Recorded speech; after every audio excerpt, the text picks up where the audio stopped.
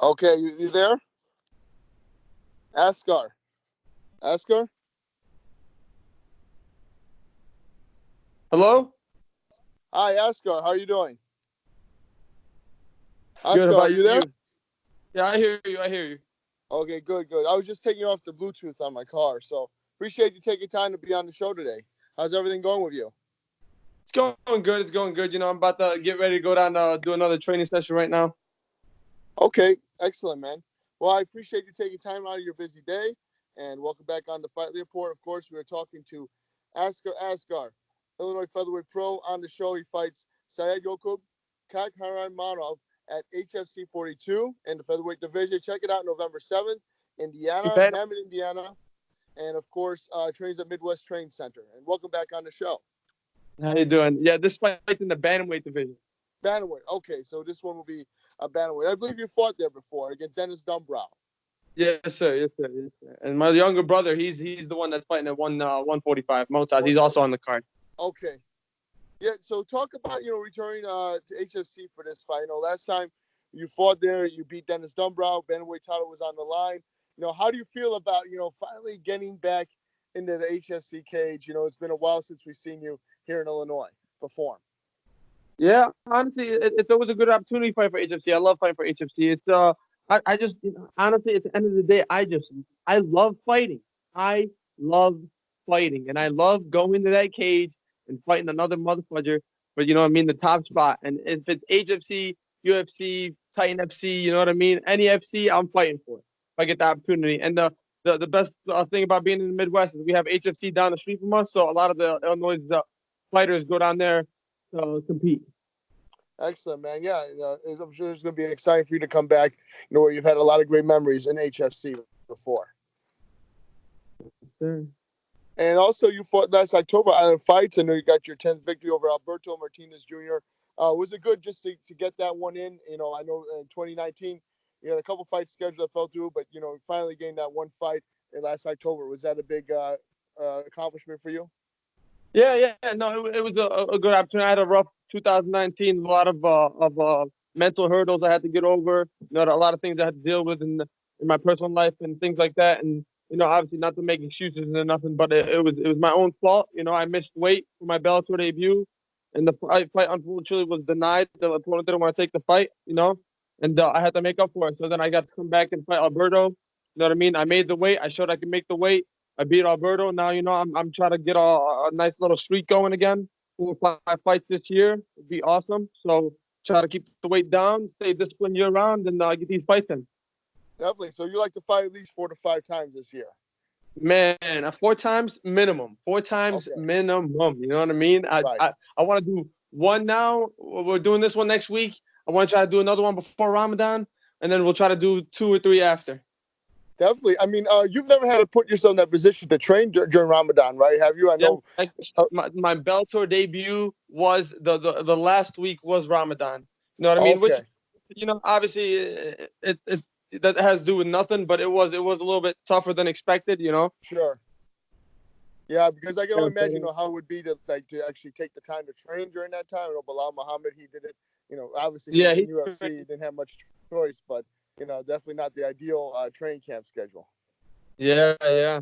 It's tough for everybody. Yeah. Everybody takes it different. So get you back two more times before the summer, and then ideally two more after in the fall, the winter. Yes, sir. Okay, That'd be the sounds good. game plan. But right now we're Definitely. focused on next week. Then we'll worry about the Yes. secondary stuff after. Sure, sure. And I know HFC usually does fights every quarter, so it looks like That's that would line that's up the for one you. thing you gotta ask Paul. One thing after every time I fight for HFC, the first thing I'm doing when I got out that cage is tell him what the next show is. I want to be on. That's Definitely. one thing. Every time I fight for him, I love HFC. I love fight for him. It's a good show. It's a big show. You know what I mean? It's a literally a feeder league for UFC. They're a big promotion. They're the biggest promotion in the Midwest. Who else we got out here? Top fighters come fight here. For sure. Yeah, we can't wait to see you. Hopefully, be there in the UFC representing the Chicagoland area and, of course, Midwest Training Center. But what do you feel has helped you for this camp the most? Talk about if there's anyone that works specifically with you. You feel like it's made a big difference. Honestly, it's not just this camp; it's overall. It's obviously all my teammates. I got a lot of good teammates. My brothers. I got my brother Asif. You know what I mean? Is one of my main training partners. My brother Motaz is one of my training partners. I got Nick Aguirre. 135-pound amateur. I got Alex Rago, another teammate that's on the card for HFC, 125-pounder. Making his HFC debut. We got a good team and Gabe Moda at 185, I think. So obviously we don't get as much work with Gabe because he's a little bit bigger, but we've done some sparring rounds here and there. But Sure. it's a total package at FTC. We got different styles, different looks, the gritty Midwest style of wrestling. You know what I mean? No quitting anybody in that room. So it's awesome to always work with all the guys. Sounds good. Yeah, I was looking for like a exciting night of fights. Of course, you mentioned your brother Motaz. He's on the card taking out Alberto Rodriguez. So how do you feel he'll perform in that one? Looking for a second professional win. Listen, obviously it's always a little nerve-wracking watching your brother fight, but me and him have done this before. We both fought for LFA before at same night, and honestly, I love watching him. I know what Motaz can do. You know what I mean? I see it on a daily basis in the gym, and as soon as he gets in that cage, I know he can take care of business. No matter how nervous I'm gonna get, and the best thing I love about it is his performance is gonna inspire my performance. You know what I mean? He's gonna do well, and it's gonna make me want to go up. Want to improve too. So I can't wait. It's going to be a good night for him. Definitely. And everybody should check it out. And, of course, your teammates are fighting on the card. So it's going to be exciting for you guys in the West Training Center, show out and show everybody who you are. The next question, of course, is, what are you using for recovery between every training session? Anything in particular you recommend? Honestly, right now, my main thing that I've been using for recovery this camp specifically is my nutrition. You know what I mean? I'm making sure I'm not just focused on overall eating throughout the day. I'm focused on meal timing. You know what I mean? Making sure I'm replenishing the right time. So when the next session comes, I'm replenished and strong, and I feel like I can push. That's the number one thing. I feel like I was undisciplined before, where I had just an overall meal plan throughout the day. Just eat this and make sure it's under a certain amount of calories. Now it's more about when and you know what I mean? What time during the day is the best for me to eat to feel good. So and I feel like that has helped my recovery because it made me stronger. It's made me, you know what I mean, a little bit healthier, so leaner, so less inflammation in the body, you know what I mean? Yeah. And then talk about, like the opportunities that you're looking forward to because, obviously you're still undefeated. It's, promotions like Bellator, UFC, they're going to see that. They're going to want to bring you hopefully on the card pretty soon. Even if it was a short notice fight, if you were available, you would take it, right? Yeah, I mean, of course. If I'm able to make the weight, if I'm able to do everything right, I'm down for a short notice. My biggest thing is I'm about to be 11-0. You know what I mean? I'm gonna beat this guy next week, go 11-0, and then I'll worry about what's next right after. I know the big opportunities are coming, but I never did this. I never started this in the beginning to focus just on a big opportunity. I did this in the beginning because I want to fight. I just want to fight. You know what I mean? I want to compete. I love the feeling of competing. And that's what I fell in love with since the beginning. And that's what I want to keep doing. And your opponent is Saidyokub, and he's 6-2. So I'm sure you've seen this fight. You guys have competed on a couple different cards before. So how do you feel about about him as an opponent? You think he's a name that's gonna get you somewhere after a big win? He's a big name. He's one of the toughest dudes in the Midwest. I feel like it was just a matchup that was bound to happen. He was in the Midwest. He was a 45er. He moved down to 35. I'm a 35er professional. He was winning. I'm winning. It was bound to happen. I never worry about the matchups. You know what I mean? I let my coaches and Paul and Daniela give me the offers and all that good stuff. I just worry about fighting. Definitely. Yeah. There'll be a problem that you bring. So you bring an intense pace and a different kind of fights, and I can't wait to be in front of that and presented with the options to do what I can do. Okay, and definitely, it's an exciting fight. So my question for you is, how do you feel like you're gonna get everyone on their feet at the venue at the Horseshoe after your performance? Say again? Oh, how do you feel like you're gonna get everyone on their feet after your performance at the Horseshoe? I mean, this is two high-level bantamweights going at it. You know what I mean? This is a fight that could be on a UFC card. There's a fight that got popped onto the UFC card next week, the day after ours. That's, you know what I mean, two featherweights, a 7-0 and a 7-2. You know what I mean? We got a 10-0 versus a 6-2, basically the same thing. we could have been on that. We should have been bumped up on that UFC card. But Right. it's whatever. It's all politics and all that good stuff. Now me and Saeed get to present our skills in front of the guys in the hometown crowd in Indiana. You know what I mean? And that's like putting a UFC fight on a local card and letting everybody enjoy the show. You know what I mean? And that's it. Definitely.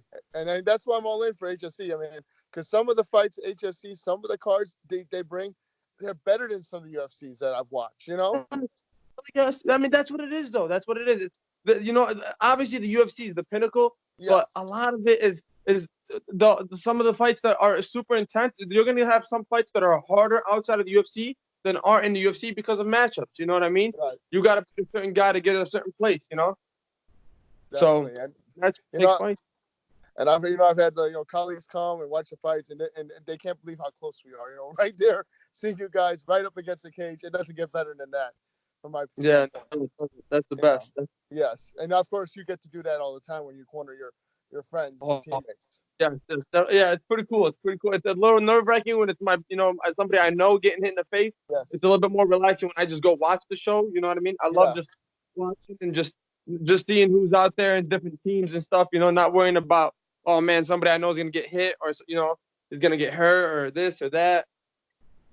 For sure, I definitely understand, and I think there's M1 USA's coming in March, so that should be another exciting event to look forward to. Hell yeah, they coming to Chicago? Yeah, they're actually coming on the 27th of March at the Cicero That's Stadium. Pretty cool. That's pretty cool. I heard M1 was coming, but I don't know if it was official. Yeah, it looks like it is. They're teaming up also with Fight Card Entertainment, not Fight Card Entertainment actually, with Elite Amateur Fight League. Ooh, wow! And we'll be showing them both on UFC Fight Pass moving forward. Hell yeah! Wow! Yeah. It was on UFC Fight Pass last night actually. Yes, yeah.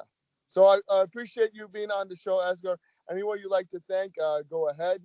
And again, best of luck to you. Honestly, I want to thank all the little people. You know what I mean?